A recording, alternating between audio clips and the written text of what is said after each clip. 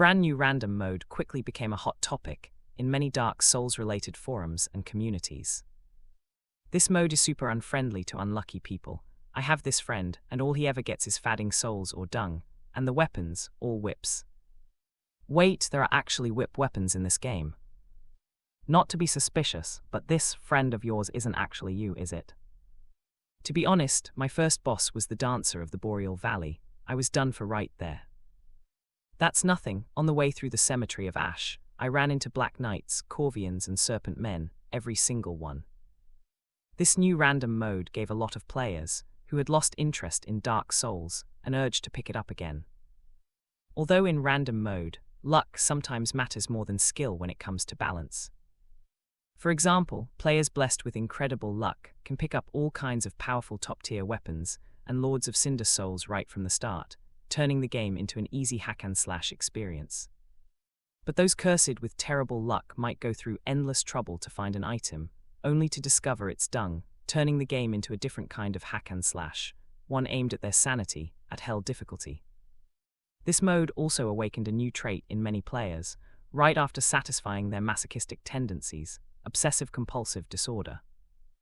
In the original version, many players wouldn't even bother looking at these collectible items. That's because most of the time they might just be souls, or weapons they think are useless, things that barely help with the gameplay experience, basically just something to satisfy collectors. But in random mode, it's a whole different story. The item you skip could turn out to be the soul of the Nameless King, or maybe a Black Knight shield. So naturally, for players, not a single item can be missed. What if the next one turns out to be something insanely good? And that's also the biggest charm of random mode. Players never know if the next thing they open will be a piece of junk or a treasure. That thrill of pulling the lever is pretty addictive. Combine that with players who, after finishing their first run, watched lore and story analysis videos by Dark Souls experts online, and then decided to jump back in for another journey to Link the Fire. After all, in the original Dark Souls, New Game Plus was mostly just a repeat of the first playthrough. Sure, enemies and bosses would get stronger, and some items would only appear in later runs. But for many casual players, that still wasn't enough to make them want to replay. Random mode, though, is different. It's way more fun, and every new run feels like a completely fresh adventure. Players can never guess what kind of item they'll pick up next, or what kind of boss or enemy they'll run into. After random mode went live, Dark Souls not only regained its popularity, but even saw a small bump in sales. Streams and videos of random mode were really entertaining to watch, and that pulled in a lot of attention. Of course, whether those curious newcomers could actually survive and stay in the world of Dark Souls once they began their journey to Link the Fire, well, that depended on their endurance. For most players, the base Dark Souls already had enough content to keep them busy for a long time, and now with random mode, it could eat up even more of their free time. But aside from that, there was another big question on players' minds. When was Lucas going to start working on the sequel to Dark Souls? Inside Nebula Games' office. After finishing the development of Dark Souls and launching the new mode, the whole team was pretty relaxed. Apart from the customer service and community management team for the Nebula Games platform and the workshop moderation team, the only busy groups in the game division were the teams running Legends of the Three Kingdoms, Fall Guys, and Overcooked. Unlike Dark Souls, which is a single-player game, these three are focused on multiplayer. So they all need ongoing support. Aside from Legends of the Three Kingdoms, which still has very loyal players, the other two games aren't as popular as they once were, but still have plenty of active users. Lucas wasn't going to just ignore them, but his personal attention wasn't really on those projects anymore. Stretching in his chair, Lucas looked over the information his assistant Lisa had gathered for him. Since most of his focus was on game development, sometimes he didn't catch important industry news right away. That's where Lisa came in. She collected all the key updates for him. He glanced over the news, but there wasn't anything big lately. In the gaming industry, most of the attention was on the two new VR titles from Skynova and NetDragon. What did catch Lucas's eye, though, was the information Lisa had gathered earlier about companies focusing on AI technology. When it came to top-tier AI companies, there was no question. They handled things like facial and iris recognition, medical, security, and military tech. The scale was huge, and it obviously wasn't the kind of thing Lucas cared about. Also, large AI companies usually didn't grow purely on their own. They relied heavily on money tactics, buying up other companies, and building massive data barriers around themselves. As for regular AI companies, their size was nowhere near that level. Going through the information Lisa had collected, Lucas noticed a few AI tech companies that met the requirements for using certain item cards. He pulled those files out separately and placed them in a nearby folder, then stretched and walked out of his office. It was lunchtime, and in the recreation area, Anna, Rachel, Hector, and a few others were either lying back in chairs with headphones on, pretending to nap, or playing games together. Including the cleaning lady, Nebula Games now had 85 employees. Not quite big enough to be called a mid-sized studio, but also too big to be called a small one. Lucas walked over, and some employees greeted him along the way. On the only sofa, Anna and Rachel were holding controllers, playing the new mode in Dark Souls on the big screen. Rachel, your luck is terrible, an Irithil straight sword. What junk is that? Watch me pull a Dragonslayer great axe in a bit. Anna mocked as she saw what Rachel got. This is your so-called luck, Anna. A firebomb, Rachel shot back. You two really have bad luck, Lucas said as he cracked open a can of Coke from the fridge. Lucas, why don't you try? Rachel said, offering him the controller. I'll pass, you guys play. Lucas waved his hand. He didn't have much faith in his own luck either. When it came to this game's lottery system, he always won by sheer volume. So far, he had only gotten 2 special items, and he had no idea how many tries it had taken. Rachel kept playing, while Anna suddenly asked, "Oh right, Lucas, when are we going to start developing the sequel to Dark Souls? I've seen tons of players asking about it on the forums and our official blog." Hector, who had just walked over, immediately jumped in. "Yeah, Lucas, when are we making the sequel? Judging from the story and world building so far, the next game should cover events from before, right? So it would make more sense as a prequel." Hearing that, other employees nearby perked up, listening closely and watching Lucas with expectant eyes. They knew more than the average player about whether there would be a sequel. After all, during development, they had deliberately left open story threads clearly meant for a follow-up game. The only thing they felt the same as the players about was wanting to know the complete Dark Souls world and story. Looking at their eager faces, Lucas nodded. "You're right, it would be a prequel, but for now there are no plans. Dark Souls has only been out for less than 2 months. Talking about a sequel now is too soon. At the very least, we should let the players catch their breath first. Of course, if you don't mind, I can create a folder called Dark Souls Prequel right now, and if nothing unexpected happens, the company will have a big move coming soon." A big move? Everyone grew even more curious. "You'll find out when the time comes," Lucas said with a smile, then stood up and went back to his office.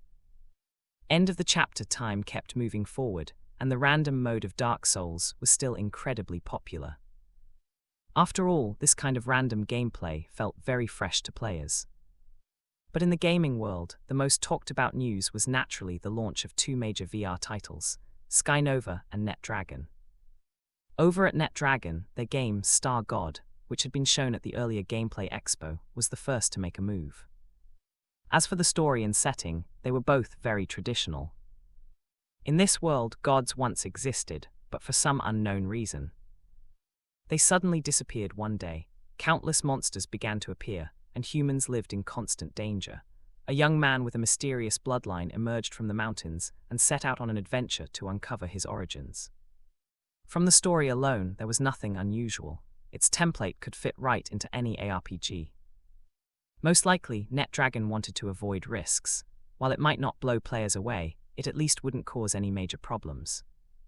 Combined with the advantages of being a VR blockbuster and NetDragon's heavy marketing, its popularity skyrocketed.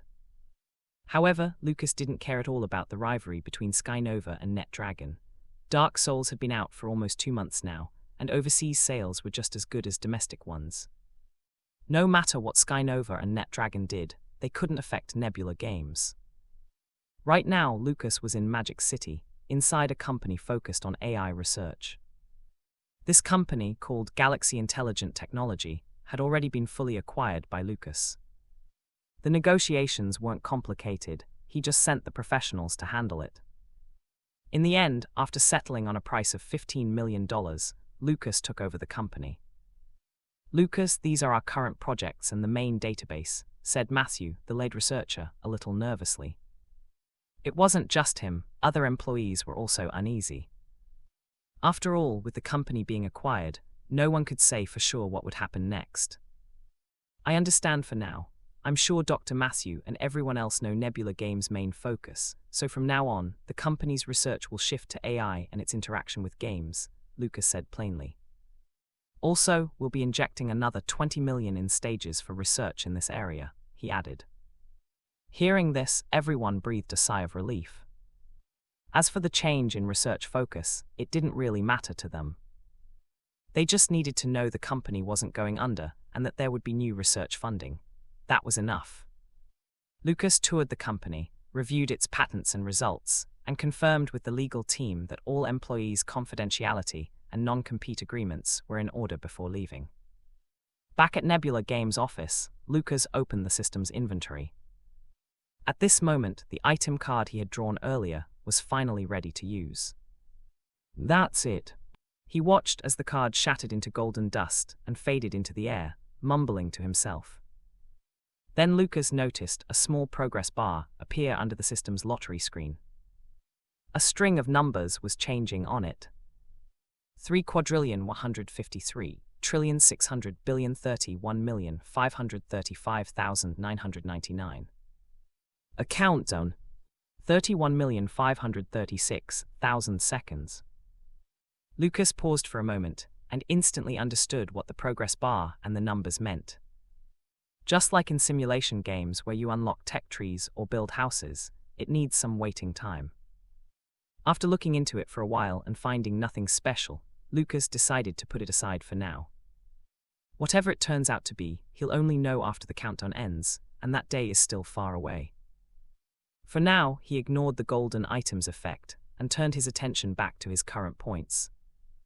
After the overseas release of Dark Souls and the launch of the new mode, the points had skyrocketed, and now he had saved up enough for 200 draws. Before, Lucas had held back his urge to spend, planning to save up more. But now, this amount felt like it was time to go have some fun in the shop. Once he made up his mind, he started drawing right away.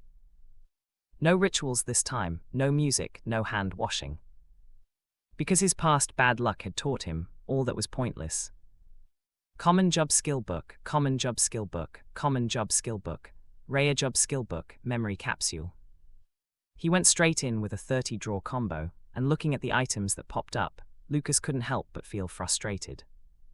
The golden effects looked nice, sure, but when the boxes opened, it was all white clouds, with only the occasional bit of blue sky. This gacha experience was way too real.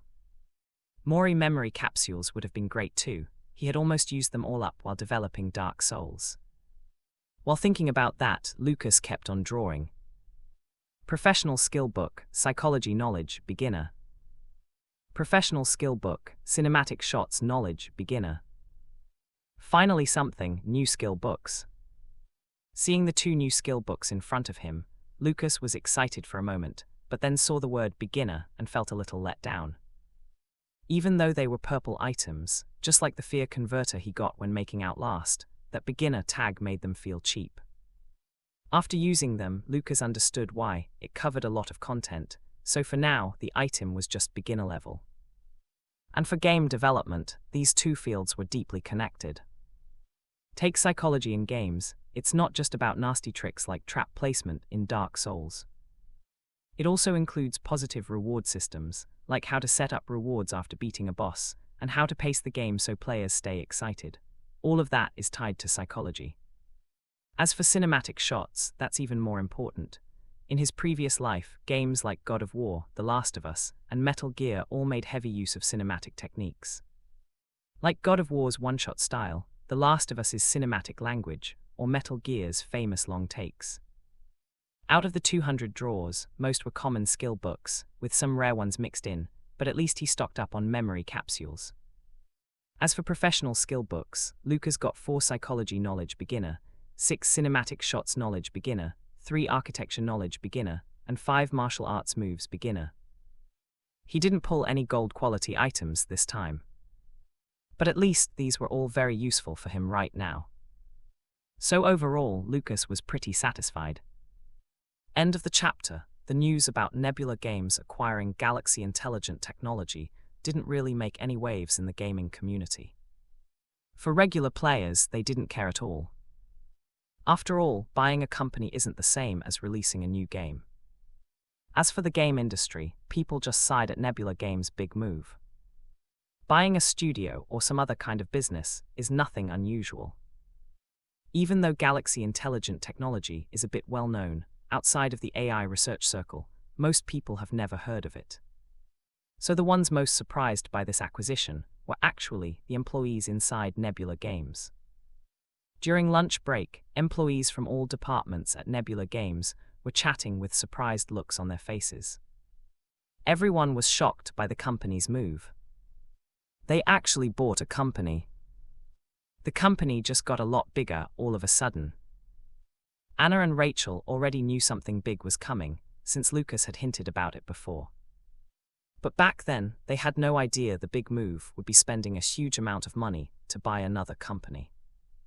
Hector and many people from the development team were especially excited. They were already imagining what AI could do for games in the future.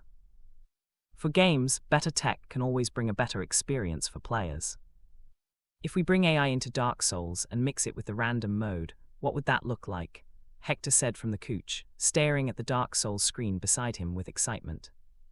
Be human, will you? Rachel complained after hearing him. Dark Souls is already hard enough as it is, and when you turn on the random mode, many unlucky players even say it's harder than the normal game. Because everything becomes uncontrollable. And now they want to add AI. Wouldn't that just destroy the players?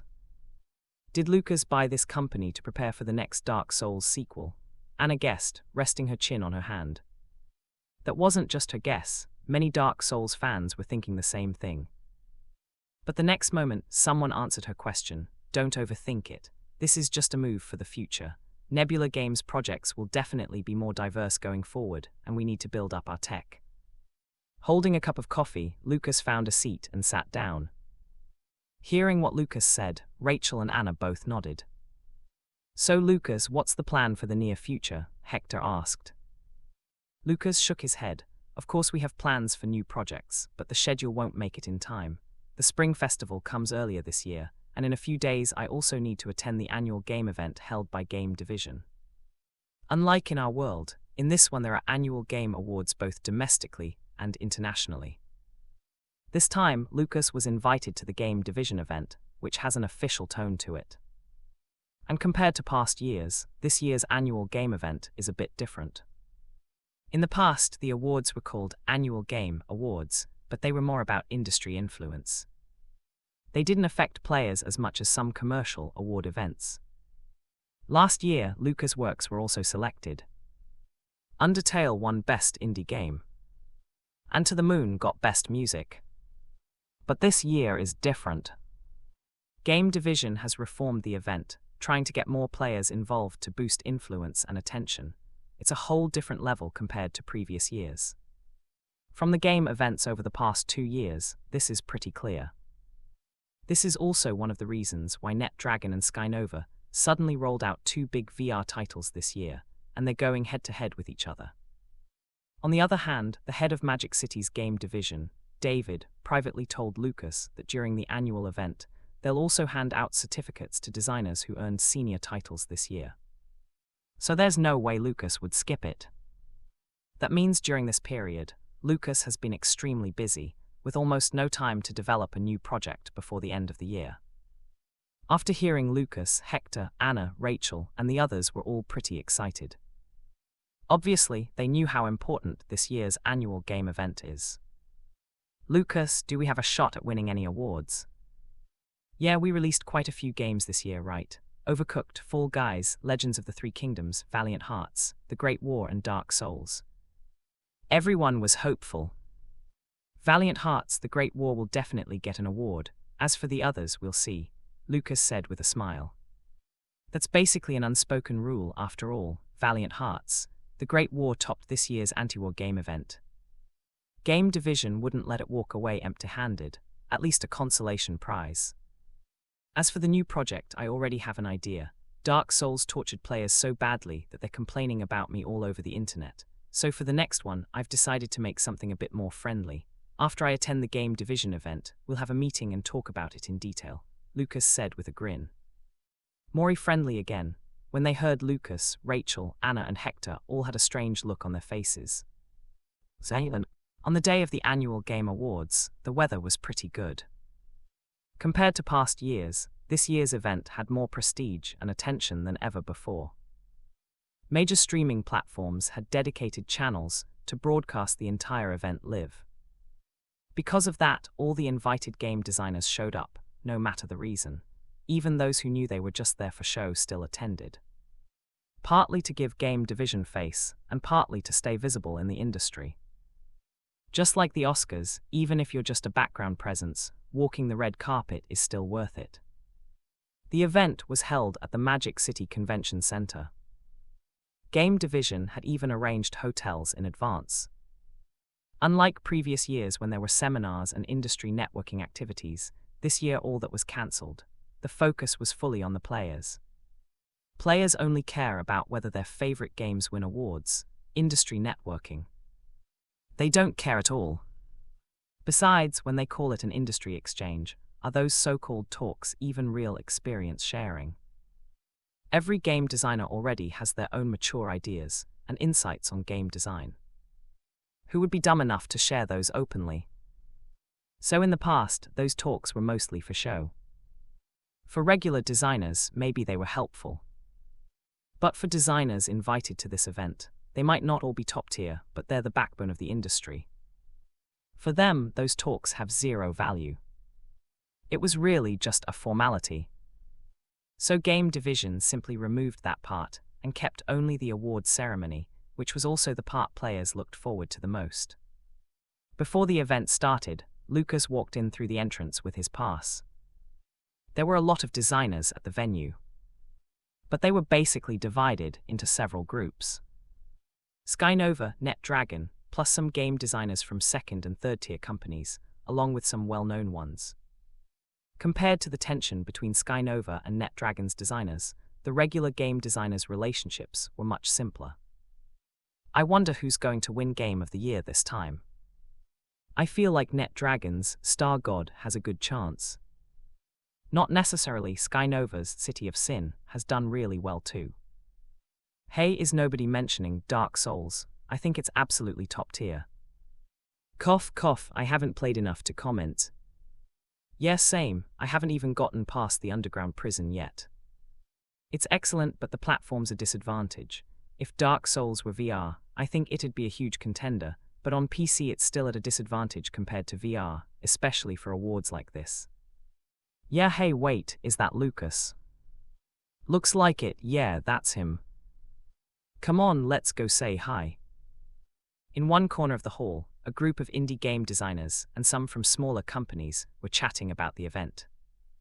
They were people Lucas had met briefly at a previous gameplay showcase held by Game Division. Later, Lucas had even joined their game design discussion group. But only a few of them had been invited this time. Lucas had just walked into the venue and hadn't had time to look around when he heard someone call him from behind.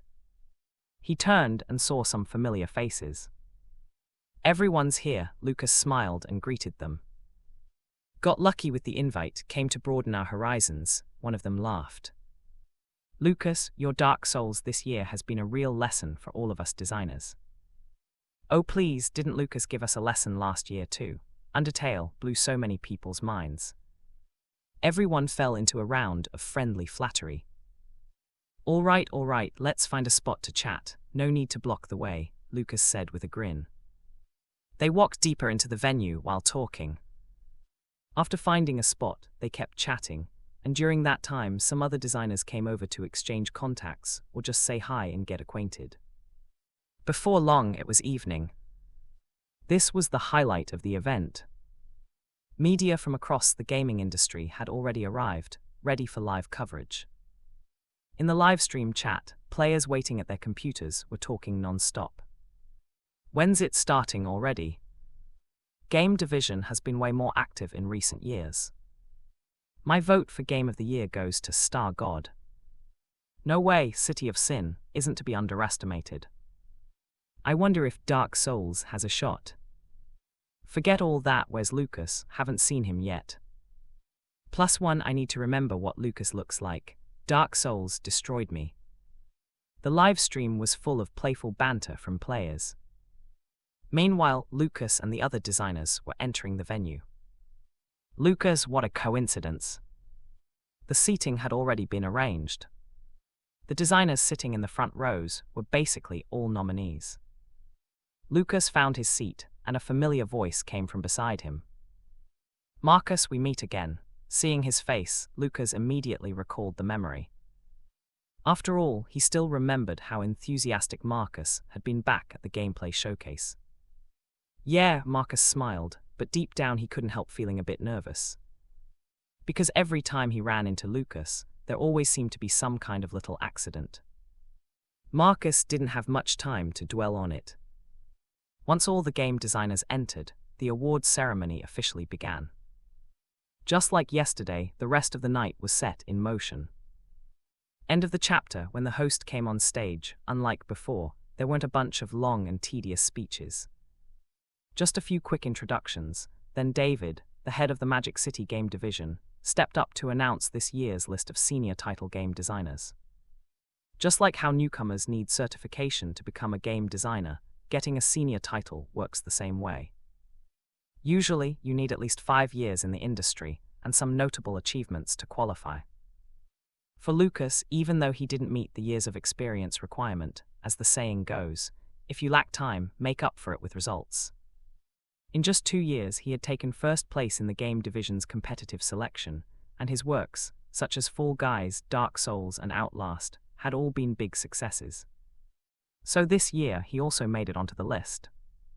Along with Lucas, there were 14 other designers who qualified. But it was clear Lucas was the one who drew the most attention. When Lucas went on stage to give thanks and took the certificate from David, the audience erupted into applause. Countless designers in the crowd were filled with envy. As expected. Honestly, even though Lucas doesn't have the years, with the achievements he's had in the last 2 years, not picking him would make no sense. I'm jealous. I've been in the industry for 7 years, and I'm still not sure if my application will pass next year. Forget it, it definitely won't. Damn. As Lucas stepped down, some familiar designers quietly chatted among themselves. After sitting back down, Marcus smiled and congratulated him. Lucas smiled back. But soon, both Lucas and Marcus stopped talking. Because next came the highlight of the night.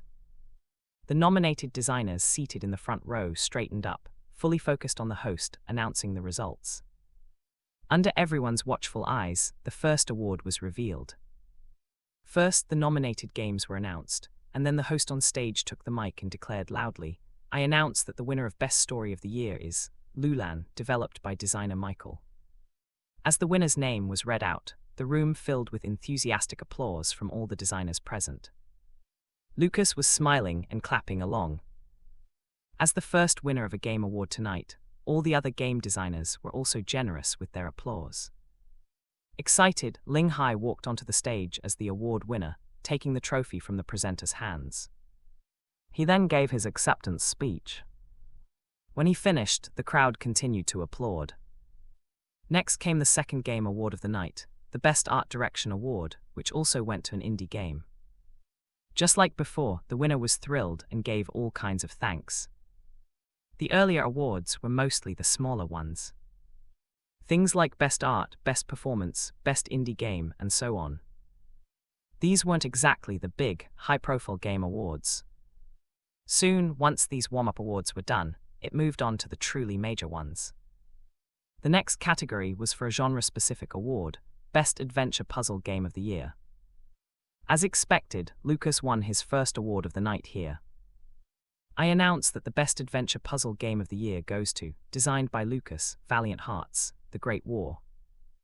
Amid thunderous applause, Lucas went on stage to receive his trophy, then gave a fairly standard thanks to Game Division and to all the players for their support. For Lucas, this award came as a pleasant surprise. The ceremony went on, and the next was for sports racing games. In the country, only a few studios really make these, so the results were no surprise. Then came Best Action Game. Dark Souls got a nomination, but in the end the award went to Platinum Interactive's Goddess Adventure 3. This was a long-running domestic action IP, so Lucas wasn't too disappointed. He knew that Dark Souls getting nominated here was mostly just to fill the list. After all, Dark Souls wasn't really an action game. If it had won, it would have been purely because the competition was weaker. Next was a special award that everyone knew the winner of in advance. Unlike before, when the host would speak slowly to build suspense, this time they announced it straight out. Congratulations, the best casual game of the year goes to, designed by Lucas, Fall Guys. The announcement was met with loud applause. No one looked surprised. This was the most predictable award of the night. Back then, Fall Guys was insanely popular, easily a phenomenon. Many game designers in the audience couldn't help but remark. This was the most predictable award. Yeah, you could say it's the biggest phenomenon of the year. Even Lucas's later Dark Souls couldn't compare in popularity. Lucas is a total monster. We're not even close to done here. Just watch, there's more coming.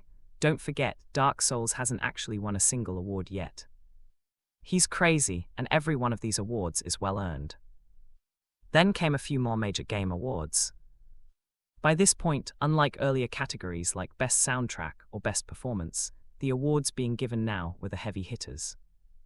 They showed that these games, at least in their genre for the year, had earned real recognition. Best Shooter, Best Adventure, Best Strategy. During this stretch, Lucas picked up a few more wins. Dark Souls took Best Level Design, and Overcooked won Best Co-op Game. Compared to past years, this event also added a new award, Most Popular Game Among Players, decided entirely by online voting. This was the biggest change from previous years. Dark Souls beat NetDragon's Star God to win the award. Watching Lucas walk down from the stage, Marcus, seated nearby, felt like he was having a heart attack. It was like he'd been dragged back to the award ceremony a year ago. And this was only the beginning. Once again and again, Lucas went up to accept another award. This time, Lucas won the Best Mobile Game Award for the mobile version of Legends of the Three Kingdoms. The applause from the audience was starting to feel a bit tired, and even the host announcing the winners seemed a little speechless. Holding the trophy, Lucas went through the usual routine of thanking everyone. Meanwhile, in the livestream chat for the event, countless viewers were flooding the screen with comments. Wow, can someone count how many awards Lucas has gotten so far? Damn, is he here to buy trophies in bulk? Haha, did anyone notice something? Lucas just repeated the same thank you speech he used earlier. Lucas must be out of ideas by now. How many different speeches can you give after going up there so many times? Haha, someone give the camera to Lucas. I want to see where he's going to put all those trophies. The chat kept rolling with messages. There were also plenty of people who were just now realizing how impressive this Lucas guy was as a game designer. Which wasn't surprising. After all, most players focus on playing games. They don't really pay much attention to the designers or even the studios behind them. Some didn't even know that Dark Souls and Fall Guys were made by the same person.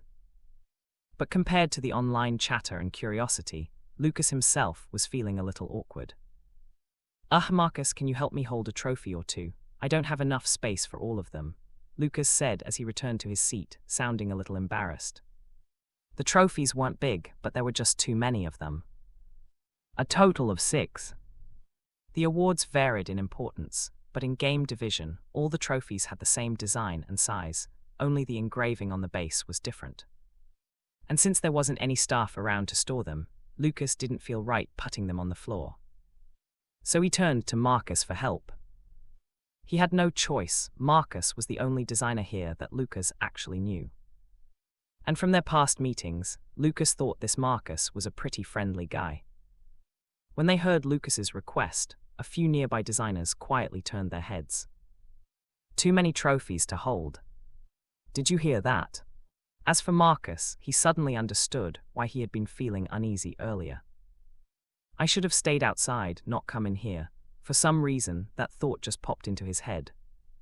But what he actually said was, no problem, I can just take this chance to touch Lucas's trophies and see what it feels like. Lucas. Nothing wrong with the words, but why did it sound so strange? Before Lucas could think about it too much, the host on stage called out another familiar name. Congratulations, the award for Best Role-Playing Game of the Year goes to Dark Souls, developed by Lucas. As soon as the words left the host's mouth, every game designer in the room turned to look at Lucas. At the same time, a camera zoomed in on him. Viewers watching the stream burst into laughter. Oh my god, it's him again. Haha, Lucas hasn't even warmed his seat, and now he has to get up again. The regular players and designers found it amusing. But among the designers, there was some discussion. Best RPG went to Dark Souls. Well deserved, but still a bit of a shame. Yeah, I bet the final fight will be between Star God and Sin City. In the nominees area, the designers chatted quietly. One of them, a man in his 30s wearing glasses, had his eyes closed and hands clasped together as if in prayer. He was the designer of Sin City. Marcus, still holding a bunch of Lucas's trophies, perked up with excitement. Lucas himself didn't feel much about it. He simply took the trophy from the host, stepped up to the mic, and gave his thank you speech. Thank you to all the players who have supported me. I'm truly touched. In Dark Souls, there are a lot of things that are different from many other ARPGs, but thanks to the feedback from players, we're very happy. I also want to share the joy of winning this award with all the staff at Nebula Games. This is something we all achieved together, and I also thank the leaders and judges from the game division for their recognition. Finally, I want to once again sincerely thank all the players. You made this possible, and we are deeply honored. In the days to come, I'll keep making better games. Thank you, everyone. As Lucas finished speaking, the room erupted in thunderous applause again. On all the major streaming platforms, countless players were also buzzing about Lucas winning the award. Haha, for such a big award, Lucas finally said something new. Didn't you notice something? That producer who once called himself the Warrior of Love said something very important. He's happy with the players' feedback. Yeah, Dark Souls is a high-difficulty, punishing game. Does this mean that seeing us suffer makes Lucas happy? Busted, so that's the kind of person Lucas is. Still, it's a bit of a pity. I feel like winning this might mean missing out on the Game of the Year award. Online, the discussions were intense. By then, Lucas had stepped down from the stage. Next was the final award of the night, Game of the Year. The designer from Skynova sat rigidly, eyes locked on the big screen on stage, clutching their knees tightly, clearly excited. Marcus, standing beside Lucas, seemed calm as he chatted with people, but his small eyes kept darting toward the stage. Suddenly, the lights in the hall went dark. The big screen on stage began showing clips from the nominated games. Each clip played with its own background music and cues. A grand palace of the gods, from prosperity to ruin. Legendary monsters appeared across the land. Majestic scenery unfolded before the player's eyes. In the mountains, a boy with mysterious bloodline began his journey to find the lost gods, Star God. A bloody gang life, neon-lit nights in the city. As an undercover agent inside the gang, the main character struggled in this living hell. Family, duty, friendship, one iconic scene after another flashed by, Crime City. Eudex Gunda, the Abyss Watchers, the Nameless King, the Firekeeper, Lothric Castle, Farron Keep, Firelink Shrine scenes that players knew well and remembered, fondly passed by. Finally, the toll of a bell and the Ashen One climbed out of a coffin, Dark Souls. When all the clips were done, the lights came back on. The host announced loudly, the Skynova designer shouted in excitement, while Marcus, beside Lucas, covered his face with both hands.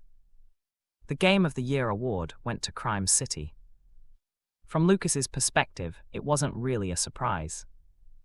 If you compared story depth, Crime City was indeed stronger than Star God. And in terms of technical achievement, Crime City was no worse than Star God either. The only thing that surprised Lucas was that Star God walked away empty-handed from the whole event. Marcus, try not to take it too hard. Star God's market performance was still great, and players did recognize it. Lucas tried to comfort Marcus, who was holding Lucas's trophy with a downcast look.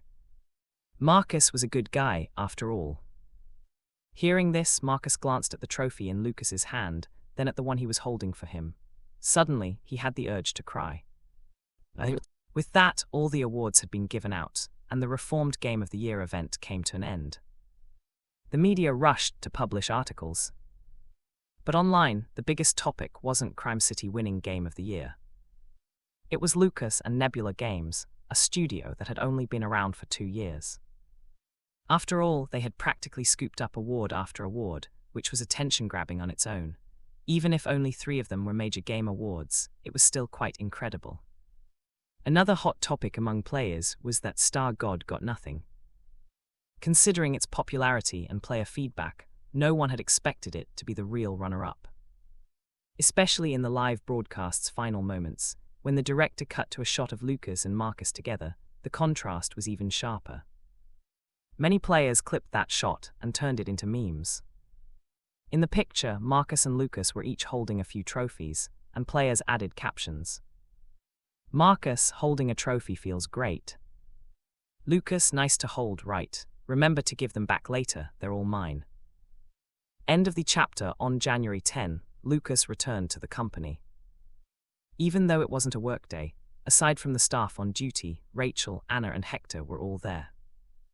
Everyone crowded around, chatting excitedly as they looked at the trophies being brought into the company. Lucas, you're amazing. Sure enough, it's much more exciting to see this trophy in person than on the screen. Are these trophies silver-plated or pure silver? What are you thinking? How could they be pure silver? If they were, just touching them would bend them. All right, help me put the trophy in the display case. If everyone's free tonight, dinner's on me, Lucas said with a smile. Everyone cheered. That evening, they all went to the restaurant Lucas had booked. It wasn't a big group, mostly because Lucas hadn't posted about it in the work group. After all, this wasn't some company team building or official dinner. Since Nebula Games was founded, aside from celebration banquets, they hadn't really done this sort of thing. And with today being the weekend instead of a workday, if he invited everyone, most would probably come. But there'd also be a few who didn't really want to, yet would feel pressured to show up because he was the boss and they didn't want to leave a bad impression. So Lucas just called Anna, Rachel, Hector, and a few others. At the table, they stuck to Nebula Games' usual tradition, no alcohol. Drinks were either plain water, cola, herbal tea, juice, or corn juice. NetDragon's Star God really got wrecked, huh? Total side character material, Hector said with a sigh. Yeah, they didn't even get a consolation prize, one of the staff chimed in. Marcus is actually a pretty friendly guy in private, so let's not talk about this, Lucas said, cutting the topic short. What are you looking at, Anna? So focused? Rachel asked curiously when she noticed Anna staring at her phone and smacking her lips. Anna put down her phone. Reading the news, this one's ridiculous, says a couple got their marriage license in the morning, and by the afternoon, one of them already regretted it. That's something else, Rachel said, scratching her head. Marriage isn't a joke, you can't just rush into it.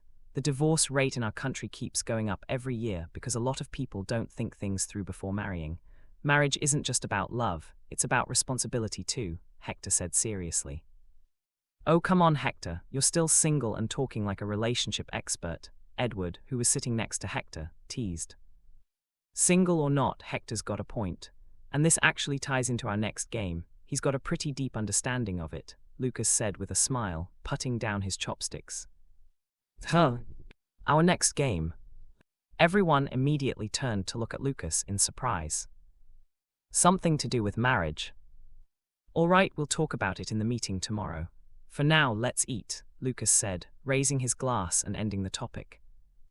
The table buzzed again as everyone moved on to other fun topics. Even though they were really curious about the new game, they figured they'd naturally find out at work tomorrow. The next day at Nebula Games. In the meeting room, Anna, Rachel, Hector, and the others were all present, looking forward to hearing Lucas announce the next stage of development. He had already brought it up last night at dinner. But what they wanted to know most was how exactly the new game was related to marriage. A simple concept draft appeared on the big screen, It Takes Two.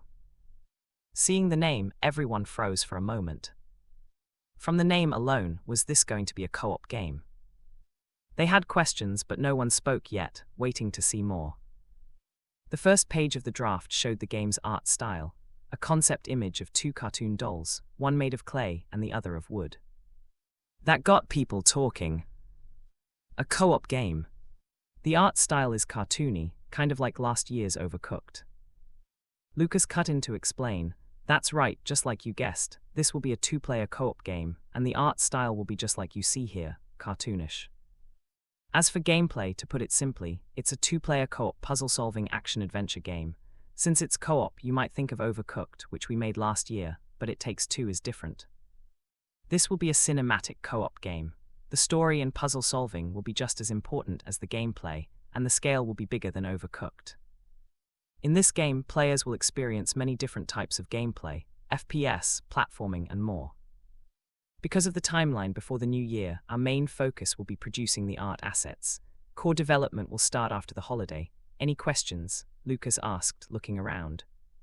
Sounds pretty interesting. Feels completely different from Overcooked, Anna said, looking at the concept art on the screen. A cinematic co-op game, feels like it won't sell that well, Hector scratched his head. Any guess about sales before the game is finished is meaningless. Sure, co-op games are kind of niche, so of course it won't be like Fall Guys or Dark Souls, but there are still plenty of players who love this kind of game. As long as we make it good, it can still sell well. Plus, the main goal is to surprise our fans. After the intense experience of Dark Souls, It Takes Two will feel like a sweet dessert. The only pity is we probably can't make it in time for next Valentine's Day. Otherwise, who knows? Maybe some players would even get closer and end up together because of this game, Lucas said with a hint of regret. But as soon as he finished, he noticed Hector, Anna, Rachel, and the others all staring at him with strange looks. They didn't say anything, but their eyes seemed to say, "Do you even believe that yourself? Wasn't this the same thing you said when Overcooked came out at the start of this year? And now next year, here comes It Takes Two, and this time the theme is marriage." To be honest, Hector and the others were worried it might turn into It Takes Divorce. Seeing their faces, Lucas was speechless. He shook his head and said, "All right, that's it for now. Anna and Rachel, stay behind. I'll go over the different scene themes and the art requirements with you. You'll see what this game is really like when it's ready." End of the chapter. After explaining the details of It Takes Two, everyone went back to their own work. The New Year holiday was coming soon, so during this period, Lucas mainly focused on explaining the core gameplay ideas to Hector and the others. At the same time, Rachel's art team started producing materials. The actual game development would wait until after the holidays. The main reason for choosing this game was to give players something fresh. After all, Dark Souls had just drained a lot of resentment points from players. Making a warm, loving game to let them feel a bit of sunshine was necessary. It also helped diversify the game lineup on the Nebula Games platform. And after Overcooked, releasing another couple's co-op game a year later would definitely make for a good topic. Once they got to work, Rachel, who was in charge of the art team, clearly felt that It Takes Two was different. "This game feels like an animated movie," Rachel said in surprise as she looked at the storyboard. "In a way it is," Lucas smiled and nodded.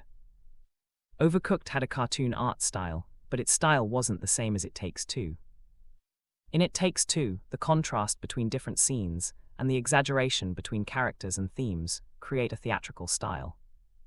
The composition and colors were also focused on a cinematic feel. This approach is often used in animated films. While they worked on It Takes Two, outside, the impact of the recently concluded annual Game Awards was still spreading. Thanks to this event, sales of many Nebula Games titles had clearly gone up. Especially Dark Souls, which won Best Role-Playing Game, attracting another wave of new firekeepers. Of course, once they entered the game, these new firekeepers quickly felt Lucas's love and passion for players all over the Dark Souls world. Dark Souls, Nebula games, and Lucas became hot keywords during this time. While these topics kept trending, the Spring Festival travel rush began across the country. But for the gaming world, this didn't matter much. Most players, as well as designers and media, were focused on one question. After Dark Souls' huge success, what would Nebula Games' next game be? On the 8th day of the new year, employees returned to work one after another. Lucas called Hector and the others into the meeting room. During the holiday, Lucas had finished the design concept draft for It Takes Two. Compared to the original version, he made some changes to certain content. For example, in the original It Takes Two, there was an Easter egg referencing A Way Out. That was another game by the same designer. Lucas didn't change that part since it didn't matter much. But the game also included lots of movie tribute lines. Like when Cody gets caught by the space monkey, he says, "In space, no one can hear you scream." That's a classic line from the movie Alien. There was also the F***Oscars audio Easter egg from the TGA event. That part needed to be changed. And then there were some of the darker scenes in the game. Even though It Takes Two is a game with a cartoon art style, it's like the original Grimm's fairy tales. Grimm's stories were a collection of European folk tales from the 18th and 19th centuries, a time when Europe was under the shadow of Napoleon's wars. They were fairy tales, but written for adults, so of course they had a dark and deep core. It's the same with It Takes Two. It may look like a cartoon, but it's not a game for kids. Some scenes in the game are even quite twisted. Like the vacuum cleaner in the first level, and later the pink elephant. Content-wise, there's nothing really wrong with them. But the way they were shown got a lot of complaints in the previous world. So Lucas made some changes here, at least making the visuals less creepy than before. The art style, the cinematic camera work, the unique use of split screen, the story and its core ideas, the packing of each level, the special features of each scene, and the unique abilities and gameplay that go with them. Lucas explained all the key points that make up It Takes Two. Compared to the simple talk they had before the holiday, Rachel, Anna, Hector, and the others now understood what the game was really about. They also understood why Lucas had said time might not be enough. Because while it sounds like an indie game, the actual content is huge. You could even say this is the second biggest game Nebula Games has made, right after Dark Souls. Even Outlast is smaller than this one. After Lucas finished his explanation, it was time for questions. "Lucas, will the levels in this game be very complex?" Hector asked. With so many stages tied to the main themes and all the special abilities, Hector could only describe it as stunning. But one thing worried him. He noticed some levels, especially the ones with platforming, seem to require players to work very closely together. If the teamwork is good, that's fine, but if not... Hector suddenly thought of Overcooked, and all the fights he saw on streams and videos back then. How did it get the name Divorce Kitchen? That's how. When players fight a boss, as long as one person stays alive, the other can revive without limit, and the game saves progress in real time, so you won't go back after one failure. The difficulty is pretty fair, and we'll also add a dynamic difficulty system. If players get stuck for too long, the game will give hints, Lucas explained. This was another change from the last world. Hearing that, Hector nodded in understanding. Then Ethan, who handled operations and marketing, spoke up. "Lucas, what's the plan for promoting It Takes Two?" "Just follow last year's Overcooked model. Before Valentine's Day, I'll edit a trailer for you. The tagline will be a couple's game, and the theme will focus on passion, cooperation, and friendship. As for the launch strategy, no need for the buy one get one deal like last year. Instead, as long as one person buys the game on the Nebula Games platform, they can invite another player to play with them. This way we can push the platform more." Lucas thought for a moment and told Ethan. End of the chapter. After finishing the concept presentation for It Takes Two, the whole team started working efficiently. Things like character designs and animations had already been done before the new year. The main work now was on level design and story scenes. The warehouse, the big tree in the yard, the corrupted garden, the snow globe of their first love, the medieval castle made of Lego. Lucas explained the unique features of each themed scene to Anna and Rachel. These scenes aren't just backgrounds, they represent the emotional journey of the two main characters, May and Cody. The cuckoo clock stage needs a sharp, metallic feel.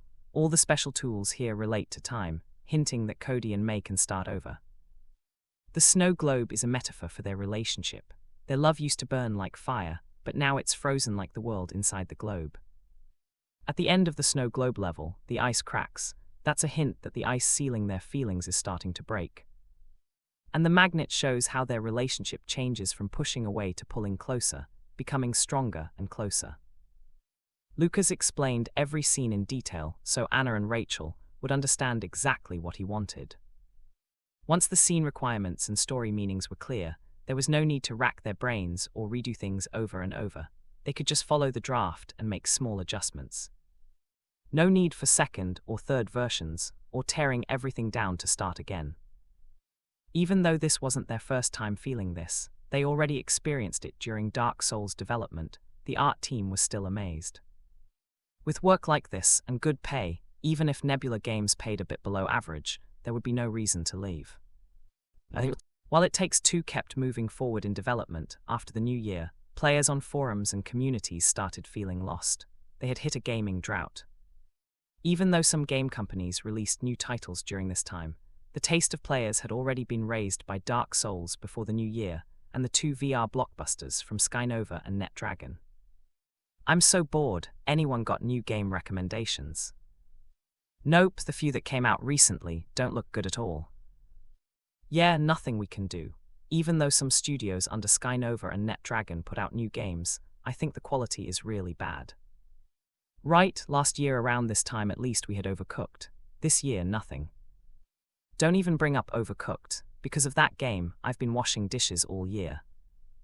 By the way, it's already after the new year. Why is there still no news from Lucas? Yeah, all the developers who showed up at the annual game event already released new game teasers. Lucas is the only one who hasn't said a word. Other than that new mode for Dark Souls, we've got nothing. I bet he's saving a big surprise. Maybe the Dark Souls sequel is coming.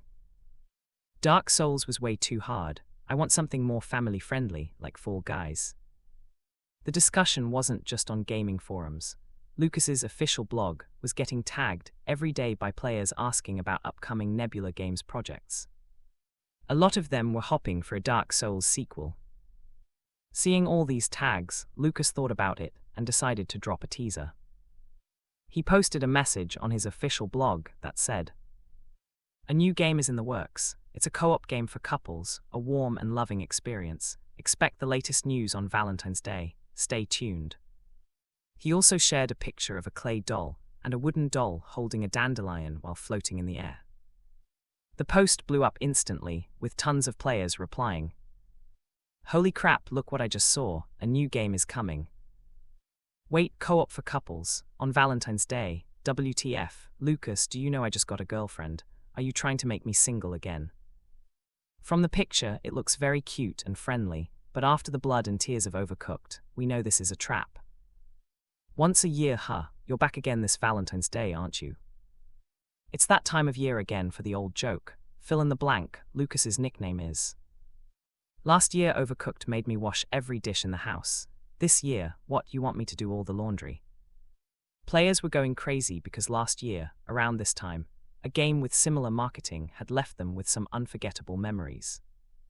Jokes aside though, gaming news sites were all hyping up Lucas's new game, and discussions kept trending higher. The news was also spreading in the industry. Hey, did you hear? Lucas's new game is another co-op game. Not a Dark Souls sequel. Probably like last year's Overcooked, just a small transition game. Wonder if this year's game, whatever it's called, can really surprise us. What are you thinking? Co-op mode? It'll just be like Overcooked again, different theme, different mechanics. How much can it really change? Both players and the industry were talking about Lucas's new game, but most people were still stuck on the memory of Overcooked. After all, the timing and the wording made it hard to think otherwise. But Lucas wasn't bothered. Once the game officially launched, all the misunderstandings would be cleared up. Players would finally understand his true feelings and why he's called the Warrior of Love. While players were buzzing with excitement, time flew by and Valentine's Day finally arrived. At noon that day, Lucas and Nebula Games both posted a message on their official blogs. The message was very simple: trailer. Just that one word, and below it, a video. After a short black screen, the video showed a wooden door. The door opened and a book with a face appeared in front of the camera. At the top it said Book of Love. This is a story about a magical world. The Book of Love stretched out its arms, as if welcoming the players watching the video. At the same time, the camera quickly zoomed out. Lighthouses, clock towers, and a cartoon art style made the whole scene look like a dream. In this world, there are many wizards and warriors. The camera moved into a room where two tiny dolls, one made of clay and the other of wood, wore wizard robes and armor, holding flaming greatswords as they battled a cartoon monster in what looked like an arena. This epic tale takes place across the ocean. Little toy-like sailboats floated on the sea, dodging sharks with giant open jaws and the huge tentacles of a kraken. And it's also a journey through time. A road made of countless gears looked as if it was inside a giant clock. It even has a winter dream, like riding a sled and all that. On a snowy track, a sled raced forward at high speed. In the next moment, fragments of different scenes flashed by, a train rushing through tunnels, dodging spiders in a forest, facing bats on a platform. Wait, did I mention there's also a big explosion? On a platform made of copper pipes, with a loud boom, a massive burst of fire erupted, sending two doll-like figures flying from the shockwave. Hold on, look at these dolls. I almost forgot they used to be human. The camera froze on the two dolls being blown away, then a photo appeared. A smiling bride and groom in a wedding dress and suit stood in front of a cake. But the photo was torn in half, separating them. All right, you want to know what this story is really about. This is the story of Cody and May. The camera cut to the two panicked dolls. Want to turn back, then you'll have to fix your relationship first. This is a story about passion. This is a story about charm. This is a story about teamwork. As a rapid montage of game scenes played, the Nebula Games logo appeared. The game title popped up, It Takes Two.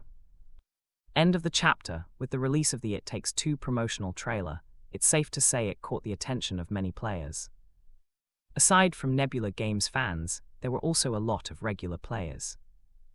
Mainly because at this time, everyone was stuck in a bit of a gaming drought. There weren't many exciting games that could really get players hyped. And since Nebula Games was the developer behind last year's Dark Souls, along with many smaller-scale games in the past, it had built up trust among quite a few players. It hadn't yet reached the point where anything from Nebula is guaranteed to be a hit, but it already had a solid fanbase. After seeing the promotional trailer posted by Lucas and the official Nebula Games account, many players were left a bit stunned. Even game designers who kept an eye on Lucas's work felt the same. Because they realized this wasn't quite what they had imagined. Almost instantly, forums were flooded with discussions from players who had seen the It Takes Two trailer.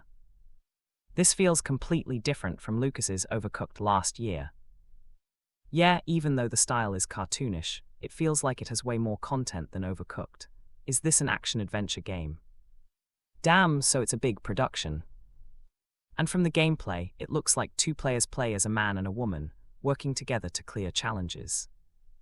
You know what, that really does fit the title. From the description, it sounds like a married couple whose relationship falls apart, turning into clay and wooden dolls, and they have to fix their relationship to become human again. It feels packed with content. Just from the trailer, it seems to have all kinds of genres: RPG, FPS, even racing. Crazy. Yeah, now that you mention it, this game's content really does seem rich. As soon as Lucas released the trailer and info for It Takes Two, it instantly caught a lot of players' attention. From the art style alone, it had that cinematic animation look. And judging from the content, it mixed platforming, parkour dodging, racing, shooting, and puzzle solving into one game. It was nothing like what they had imagined. Valentine's Day, couple co-op, warm and loving. When Lucas first mentioned those tags, players couldn't help but think of Overcooked, which Nebula Games had launched at around the same time last year. Even though many players jokingly called it Breakup Kitchen, it really had kicked off a co-op game craze for a while, even inspiring many similar casual games. So even without saying it, many players had already linked Nebula Games' new title to Overcooked in their minds. But after watching the It Takes Two trailer, they realized it wasn't connected at all. Just as players were feeling surprised, Lucas posted another update on his official Weibo account. This one gave a detailed introduction to It Takes Two's features. It was originally meant as a Valentine's Day surprise for all players, but unfortunately it's 20 days late. This is a unique adventure game where you and your friend will set out on the craziest journey of your lives. This is a two-player co-op game with a story-driven experience, presented in an animated movie style. You and another player will face challenges together, go through all kinds of funny and chaotic moments, but one thing is certain: when two people work as one, nothing can stop them. As a co-op game, It Takes Two doesn't require both players to buy it. Only one player needs to purchase, and they can invite a friend to play for free. Note: Nebula Games platform version required. Game price $20. After the post, Lucas' Weibo was flooded with player comments. Lucas, you're too thoughtful. A late Valentine's surprise, classic you. Thinking about last year's Overcooked, and now this year we get It Takes Two. Is Lucas planning to make this Nebula Games annual tradition? LOL, one couple game a year. Last year's couple game became a couple killer, so I wonder what this year's will do. But I think it'll be really fun, and unlike Overcooked, the story seems to be one of the main parts this time. By the way, did no one notice? This game only needs one copy for two people to play, but still, it's not cheap, $20. After reading Lucas' post, players pieced together a few things. First, it indirectly revealed the game's release date. Second, it confirmed the game really is an adventure game, not a casual sim like Overcooked. And third, what caught a lot of attention was how it handled co-op differently from Overcooked's buy one, get one free model. For It Takes Two, only one player needs to buy it, and they can invite anyone to play. That's even better than buy one, get one free. For example, in Overcooked's model, if you wanted to play with someone who didn't already have it, you'd need to buy another copy. But with It Takes Two, that problem doesn't exist. As long as you own it, you can play with anyone, anytime. The choice is yours. Still, the price shocked some players, since It Takes Two costs $20. Given the prices of Nebula Games' past titles, there's really only one explanation. It means It Takes Two is a much bigger game, at least bigger than titles like Valiant Hearts, The Great War, or To the Moon. Otherwise, Nebula Games wouldn't set the price that high. For players, though, the focus was still on the content. Even with a trailer, it wasn't actual gameplay footage, so it was hard to say what the game would truly be like. The only comparison they could make was that last year Lucas also made a co-op game, Overcooked. But in both type and scale, the two games were clearly different. Thanks to Nebula Games' strong reputation and the exposure from the recent Game of the Year awards, Lucas' name was now more widely known than ever. Most players, after learning about It Takes Two, became very interested in it. Of course, this also had a lot to do with the recent game drought players were going through. And since Lucas had made it clear that this was a co-op game that must be played by two people, many players who planned to play it started finding friends or partners to team up with. End of the chapter. As the days passed, many players following It Takes Two were getting more and more excited. During this time, Nebula Games also did some pre-launch promotion to build hype for the game. In terms of scale, this was Nebula Games' second biggest game after Dark Souls. Although right now, neither players nor industry insiders and media really believed that.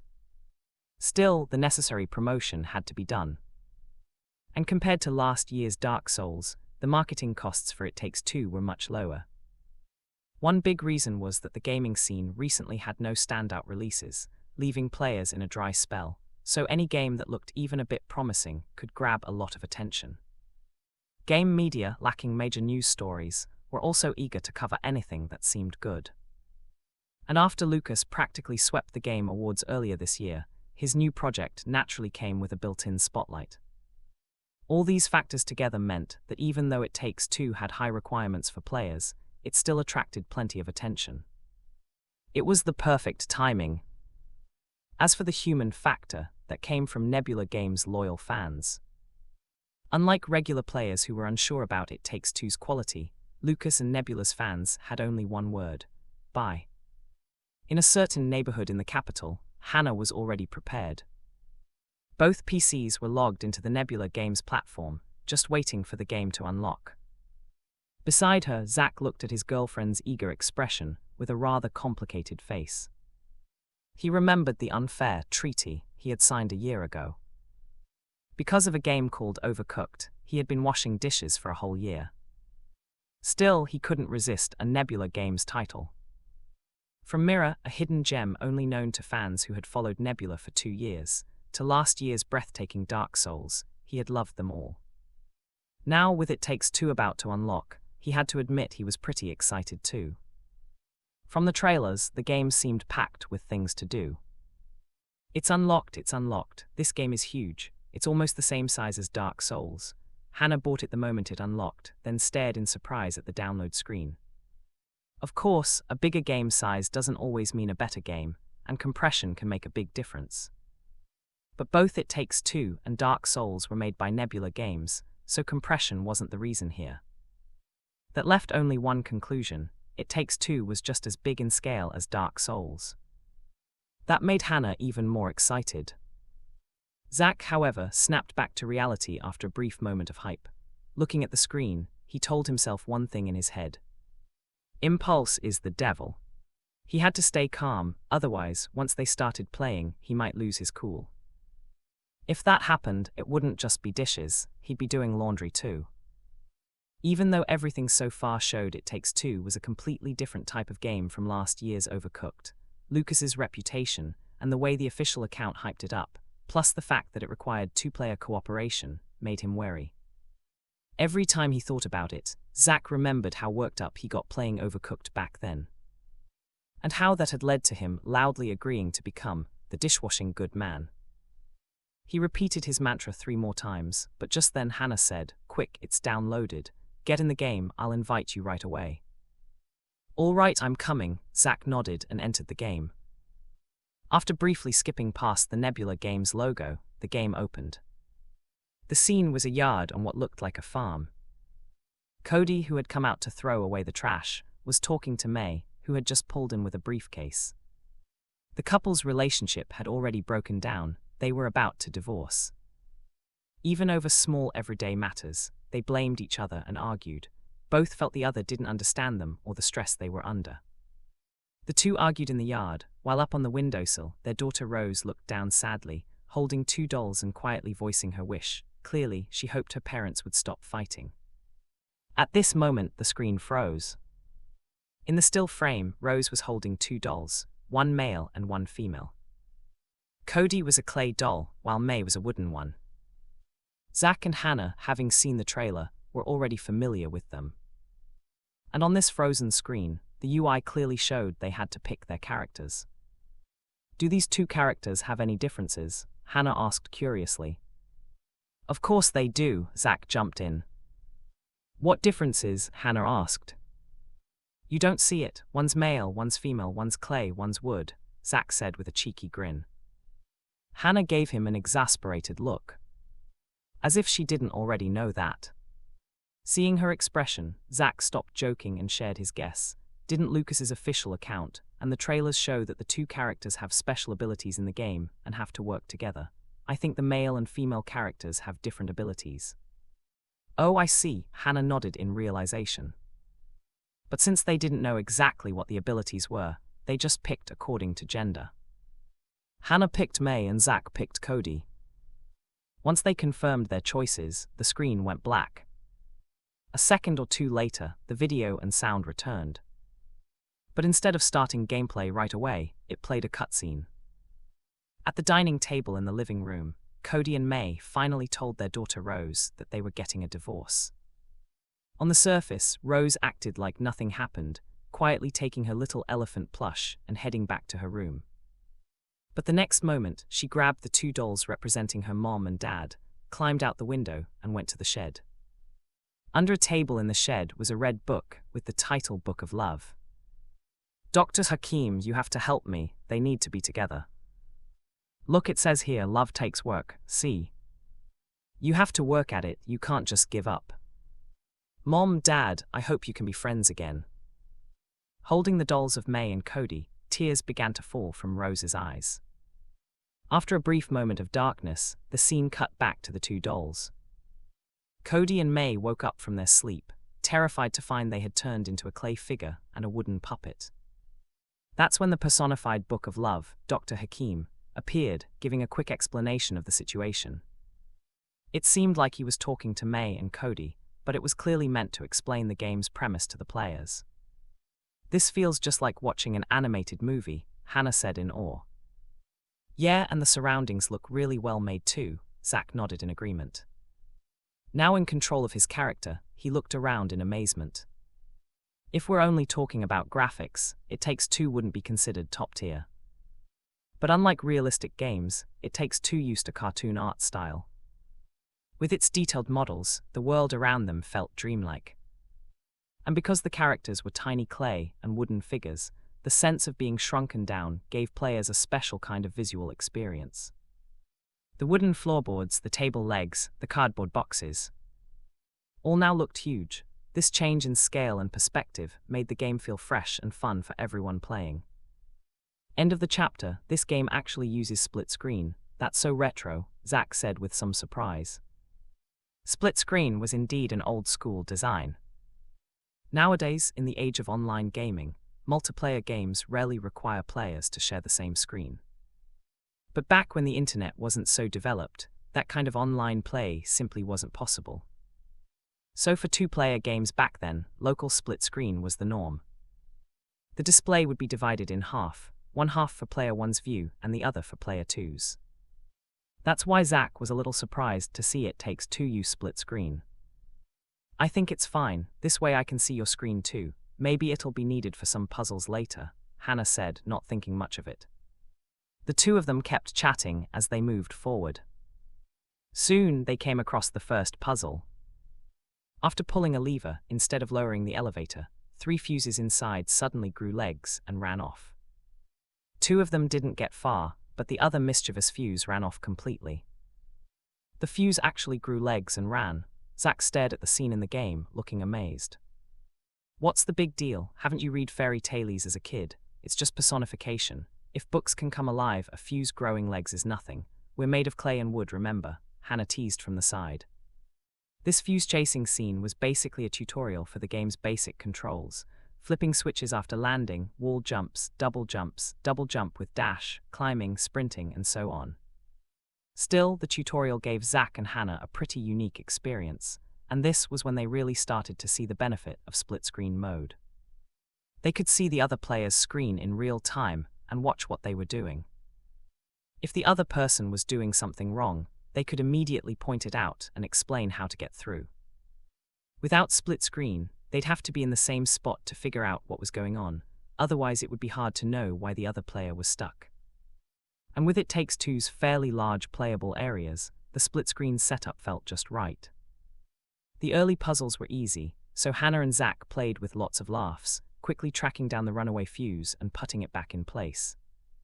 The lift launched them up onto a desk, where their daughter was writing a letter. Just as Cody and May were about to run over and talk to her to find out how to turn back into humans, Dr. Hakim appeared and opened a cabinet door. Inside was a broken vacuum cleaner. Faced with Cody and May, the vacuum showed obvious hostility. It had been ruined because Cody used it to suck up all kinds of junk, apple cores, plastic bottles, and so on. May claimed she would fix it, but instead just tossed it into a corner and forgot about it. "Didn't you break your keyboard the same way by spilling Coke into it?" Hannah glanced at Zach after seeing this scene. "It was an accident. Anyway, stop talking and watch the cutscene. This is a new level, not the tutorial anymore. Zack coughed twice, trying to change the subject as the game's view shifted. Hey, everyone has broken something by accident, right? And he did try to fix it, immediately put it in water, left it in the sun for 2 days. Sadly, the keyboard still didn't make it. Hannah just curled her lip but kept her focus on the game. No matter what, the opening had already hooked her curiosity. Unlike Dark Souls, where the main character just grunted their way through, Cody and May actually talked to each other during gameplay based on what was happening. Through their lines, you could feel the tension in their relationship. Each thought they were right and the other was wrong. From a story perspective, It Takes Two was clearly a classic family drama setup. Even though they'd just finished the tutorial, between the trailers and what they'd seen so far, Hannah and most players could already guess where the story was going. May and Cody would, with the help of Dr. Hakim, the Book of Love, work together, rediscover their feelings for each other, and reunite as a happy family. It was a very predictable storyline. And judging by the dreamy, cartoonish art style, most players didn't expect any major plot twists. But even so, what they were curious about wasn't the ending, it was the journey to get there. What kind of challenges would Cody and May face? What obstacles would they overcome together before finally understanding each other? After being launched away by the vacuum cleaner, the game truly began. Compared to the tutorial, the puzzles now were a bit more complex. It was impossible for a player to progress alone. You had to interact with the map in ways that helped the other player reach certain spots, so both could move forward. For example, in one section with an air duct, a player could crawl in and get blown out the other end, but they couldn't reach the goal without the other player tilting the duct upward. And once the player on the other side arrived, they had to press a switch so both could pass the section. It wasn't just about cooperation, some levels also required precise timing between players. In one ventilation shaft puzzle, there were 3 fans: hot air, and hot air again. One player would jump while the other switched between hot and cold. With cold air, the player could be lifted and jump again. With hot air, well, that meant instant death. Pulling the lever changed the fan temperature. So this part was all about teamwork and perfect timing. When one player jumps, the other has to switch the fan's temperature right away. This is where cooperation and timing really shine. And with split-screen mode, it's not just Cody and May in the game who need to work together. The 2 players behind the screens also have to be in perfect sync. 3 updates first, like yesterday I'll keep going tonight, no less than 10,000 words. End of the chapter. Zack and Hannah sat in front of the computer, the room full of laughter. They did run into a few puzzles that tripped them up for a bit, but in It Takes Two, the puzzle hints were done very well. Key details were marked with bright, obvious colors, what game designers call attraction anchors. In his past life, the game that used this idea best was Breath of the Wild. But in It Takes Two, while there are many different places players can visit, each individual area isn't very big, so putting puzzle hints with attraction anchors in them made it easy for players to notice right away. And if they still didn't notice, staying too long in one spot would make Cody and May drop a line of dialogue as a hint. Basically, unless you're doing it on purpose, there's almost no way to get stuck in It Takes Two. After all, this isn't some hardcore platformer like Celeste, it's a co-op game meant to make players feel happy. This is so cool, Hannah and Zack said in amazement. Using something like an air duct, they pulled off an aerial relay, shooting out of one pipe and getting sucked into another. With the game's cinematic camera work, it felt like watching an exciting action-adventure movie. The thrill was unreal. As they moved through the stages bit by bit, they soon reached the first boss fight. Their opponent was the vacuum cleaner that had blown them away earlier. Seeing Cody and May again, the vacuum looked furious. But Cody and May told it that once they turned back, they could fix it, since May was a skilled engineer. Right then, the Book of Love suddenly appeared. Wow, is that true? Then why did you buy the super expensive Turbo X2000 vacuum, HM?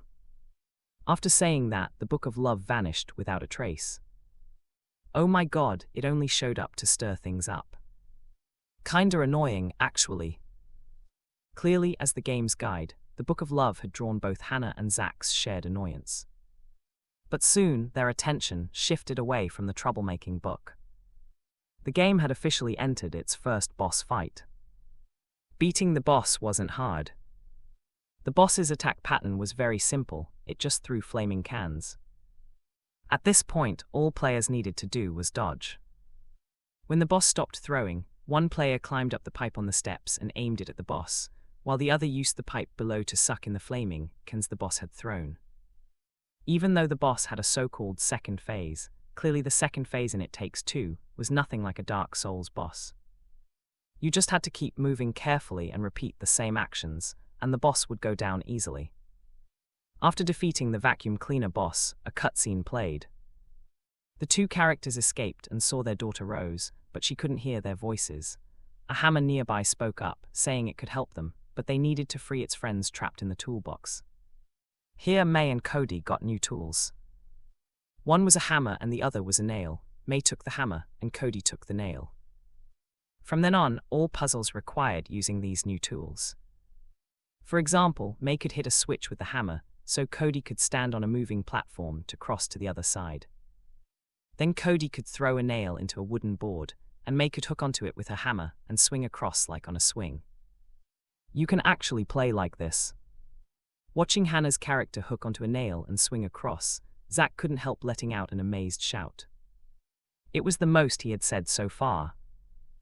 Even though it was only the third level, the game felt completely wild. It totally changed how he thought about co-op games. As the game moved forward, the Purple Book of Love showed up again, stirring things up, but this time it introduced a mini-game, Whack-A-Cody.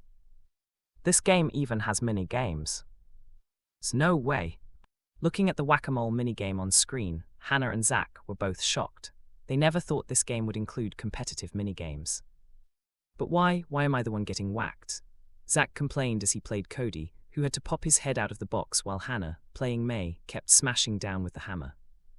For Cody to earn points, he had to stick his head out for a while, which meant getting smacked hard. Can't help it, it's the game's rules. Nothing you can do about it. Hannah chuckled and easily won the whack-a-mole round. Not so fast. Zach grinned, looked at his nail, pulled back to make some distance, then aimed and fired. With a sharp clang, May was nailed to the wooden board. Don't run. If you have the guts to nail me, then stand and fight. Hannah broke free and chased after Zach with her hammer. May's hammer could deal damage too, but it was still a hammer. Once Zach pulled away, there was no catching up. And just when Hannah was about to close in, bam, another nail pinned her in place. Hess, I'm an archer. Have you ever seen an archer fight a warrior in close combat? Zach laughed, happy to turn the tables outside the minigame. Enough, don't you think this is childish? Let's just move on with the story. Hannah coughed lightly, trying to change the subject after getting nailed down again. Hearing that, Zach smirked, recalled his nails, and went back to progressing the game. After getting the hammer and nails, the puzzles became more complex and demanded more teamwork. For example, when Cody got 3 nails, there was a jumping puzzle where nails had to be placed for platforms to appear. This stage required May to keep climbing up. At one wall jump spot, if they weren't well coordinated, they could get stuck for a while. Even though it looked like it needed perfect timing, as long as they followed the order and took it step by step, it was pretty easy to clear. When wall jumping, the character stuck to the wall for a short time, so as long as you didn't panic and pull out the supporting nail, you could get through. Eventually, Cody and May cleared a series of levels and reached the toolbox boss. With tense music playing and the toolbox roaring, it was clear another boss fight was coming. But compared to the vacuum boss, this fight was a bit tougher. First, nails rained down from the sky, and 2 hits would drain your health. The first phase was manageable, you just had to dodge the toolbox's shovel sweep and the falling nails. But the second phase was different. Saw blades and chainsaws cut away the wooden platform, and finally, the toolbox slammed down with its shovel, leaving very little room to move. Here, Hannah and Zach both died several times. Good thing we have unlimited revives, and the progress doesn't reset. Otherwise, this would be really hard. Yeah. Both Hannah and Zach couldn't help sighing in relief. One of the difficulties in It Takes Two has actually been made much easier this time compared to before. On top of that, as long as one player is still alive, the other can respawn without limits, and even if both players die, the game won't fully reset. Also, if players really can't beat a section, the game has a dynamic difficulty option. For example, under normal settings, getting hit twice by nails will kill you, and getting smacked once by a giant spatula will take you out instantly.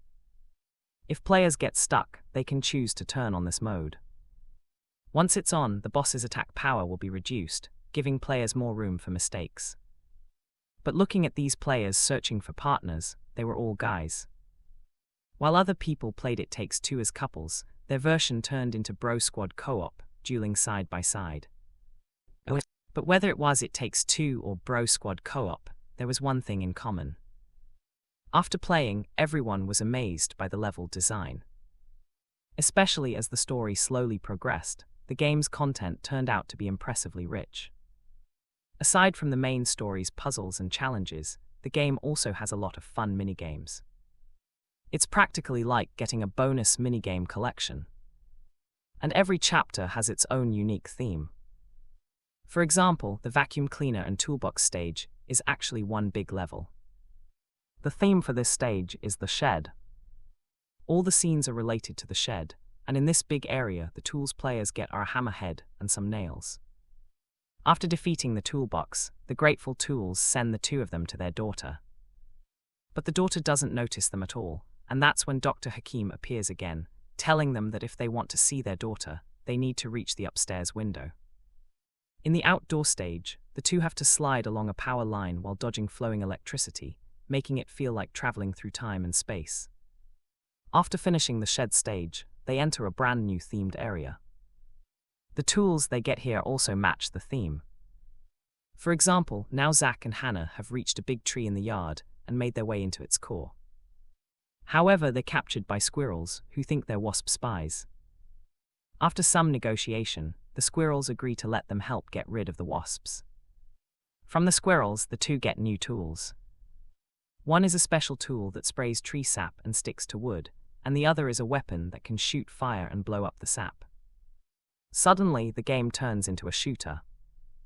One sprays, the other ignites, and together they overcome obstacles. Coming from the shed to the outside world feels like stepping into a whole new world, and entering the tree's core begins another strange and wonderful adventure. With these new guns, the puzzles become more complex and require players to think harder, and the game's pace becomes much more intense. For such a cartoon-styled game, there are actually some big action scenes. Cody and May lie on a barrel lid and ride through raging rapids, pulling off a thrilling whitewater ride. Going deeper into the tree's core, the dreamlike scenery is mesmerizing. They even get to charge through on a beetle who has turned against the wasps after being defeated. After beating the wasp queen, Cody and May find out it's actually a robot, and the so-called queen inside is just a chubby little male bee. Then Cody, May, and the little bee are chased by swarms of wasps, and they escape by blowing up a barrel of honey. The scene looks just like a sci-fi movie where the heroes destroy the alien mothership, spectacular and intense. And that's only the beginning. While Cody and May are comforting the bee, the squirrel army suddenly arrives and opens fire. The chubby bee they just rescued instantly bolts. The battle shifts from the ground to the sky.